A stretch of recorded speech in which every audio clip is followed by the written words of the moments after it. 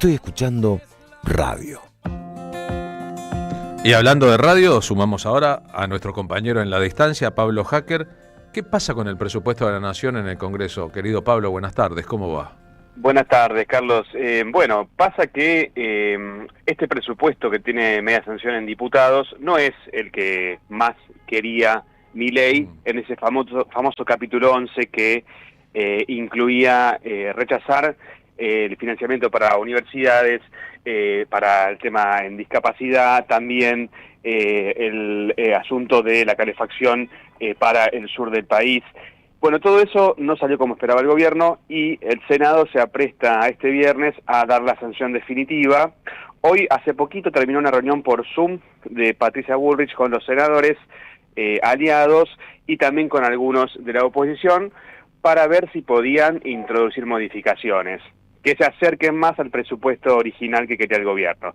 Bueno, ahí los senadores fueron contundentes. Si plantean modificaciones, no se va a aprobar tal como está y regresaría a diputados. El gobierno no quiere esto, quiere sacarlo sí o sí este año, entonces lo más probable es que se apruebe tal como salió de diputados. ¿Qué significa esto? Que se mantiene la financiación a las universidades y se mantiene la financiación para la emergencia en discapacidad, que son dos temas centrales, muy peleados todo el año, sobre todo por los colectivos afectados. Valentina Bassi salió a contar cómo ella llamó diputado por diputado para que no torciera su voto. La actriz Valentina Bassi, que ha tenido un protagonismo importante en la lucha de los familiares.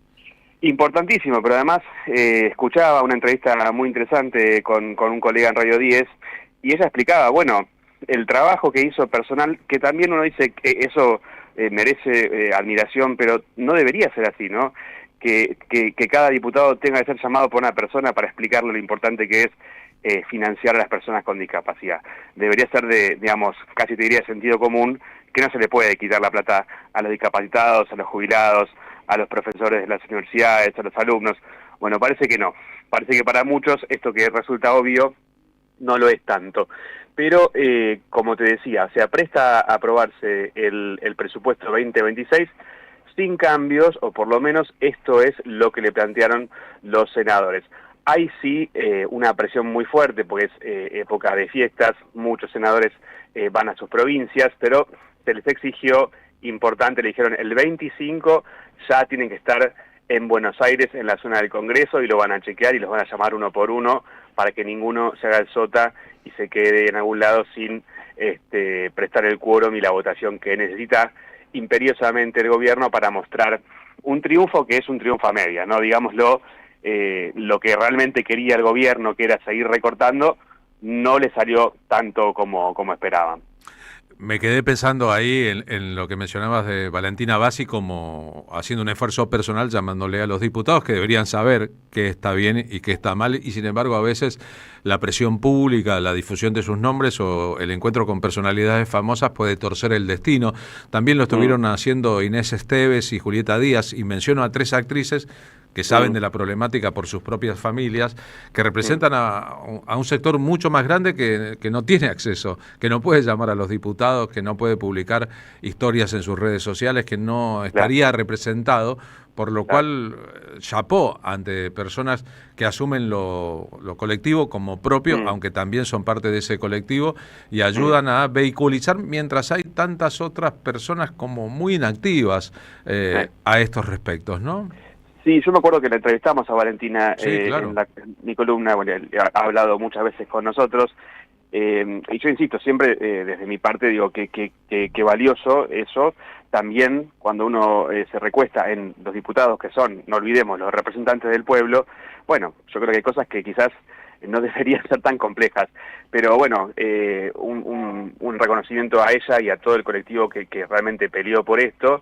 Pero me resulta doloroso pensar que hay, personas que llegan al poder público y que no se dan cuenta que están ahí para defender a la mayoría y no a un puñado de empresas. Recordemos que el gobierno además repartió los famosos ATN, son estos, presupuestos adicionales que tienen la capacidad de hacerlo, hay que decirlo, no es ilegal, pero que lo distribuyan a las provincias cuando tienen que conseguir voluntades por parte de algunos gobernadores. Bueno, eso en las semanas previas a la votación se duplicó con lo que se suele repartir comúnmente. ¿Para qué? Para que algunos terminaran votando a favor del presupuesto. Hay otros que se mantuvieron, hay que decirlo, pero esta parte es la que aleja a muchísimas personas de sus representantes, porque en definitiva después se ve diariamente que avanza un presupuesto y además en paralelo avanza la reforma laboral,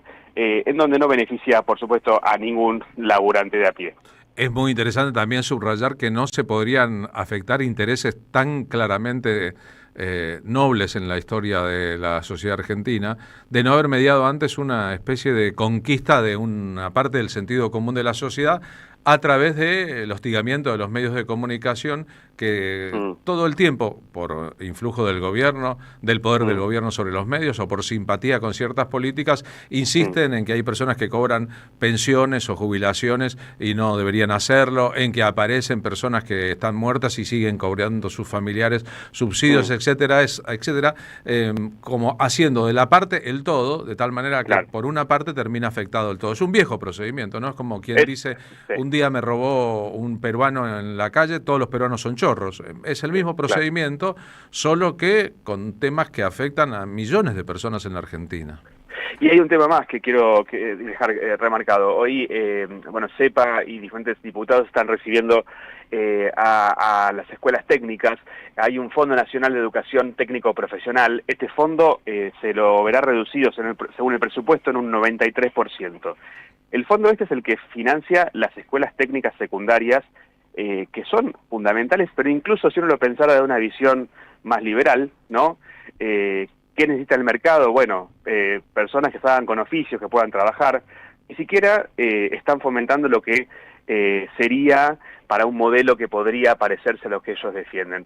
Le están dando con todo, bajo la línea de flotación, a la ciencia, a la técnica, pero incluso desde el secundario, en donde muchos chicos aprenden oficios, electromecánica, construcción, un montón de oficios que después son muy necesarios y que las mismas empresas, esas empresas que son alabadas por el gobierno, después no encuentran laburantes. Bueno, están desfinanciando eso en un 93% para el 2026 y hay muchos diputados del peronismo que están recibiendo a los representantes para escuchar sus voces y tratar de que esto no suceda. De todas maneras, hay que decirlo, ¿no? En manos de Adorni está la reasignación de partidas, porque lo que está clarísimo que este presupuesto, la única objetivo que tiene es pagarle al fondo y cumplir con los requerimientos del fondo.